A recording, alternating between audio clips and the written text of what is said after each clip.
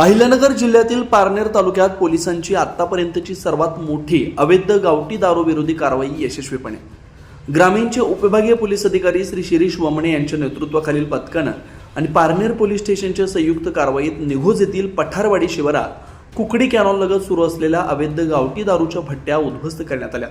दिनांक 24 डिसेंबर 2025 रोजी मिळालेल्या गुप्त माहितीच्या आधारे ही धडक कारवाई करण्यात आली आहे। या कारवाईत पोलिसांनी 140 लिटर तयार गावठी दारू तसेच तब्बल 37,700 लिटर दारूचं कच्चं रसायन व साहित्य नष्ट केलंय। या कारवाईत एकूण सुमारे 18,66,500 रुपयांचा मुद्देमाल नाश करण्यात आला।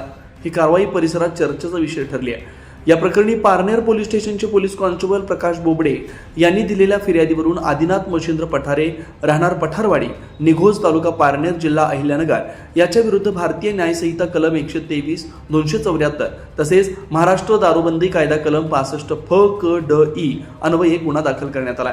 या गुन्ह्याचा पुढील तपास सहाय्यक पोलीस निरीक्षक नितीन खंडागळे करतात। ही संपूर्ण कारवाई पोलीस अधीक्षक श्री सोमनाथ घारगे, अप्पर पोलीस अधीक्षक श्री वैभव कलबुर्मे तसेच यांच्या मार्गदर्शनाखाली करण्यात आले। उपविभागीय पोलीस अधिकारी श्री शिरीष वमणे यांच्यासह पारनेर पोलीस स्टेशनमधील अधिकारी व अंमलदारांच्या पथकाने ही धडक कारवाई केली आहे। अवैध धंद्यांविरोधात पोलीस प्रशासनाची शून्य सहनशीलता स्पष्ट होते। अशा कारवाईंमुळे परिसरातील अवैध व्यावसायिकांच्या धाबेत दण आणले।